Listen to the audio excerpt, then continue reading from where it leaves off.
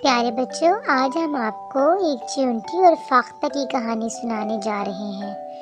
एक बार एक चिंटी दरिया में गिर जाती है और हजार कोशिश के बावजूद भी नहीं निकल पाती और फाख्ता चिंटी को दरिया से निकालने में उसकी मदद करती है।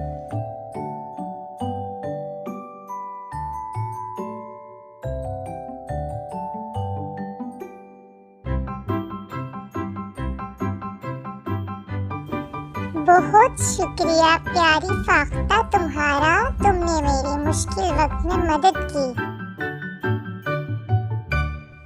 एक दिन एक शिकारी जब फाख्ता का शिकार करने लगता है तो चिंटी आके उसके पांव पे काट लेती है और निशाना खता जाता है, जिसे सुनकर फाख्ता उड़ जाती है।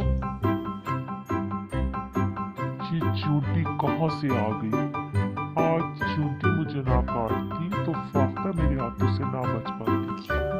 तो प्यारे बच्चों, हमें इससे ये सबक हासिल होता है कि मुश्किल वक्त में काम आना एक नेकी है जो कभी भी रायगा नहीं जाती।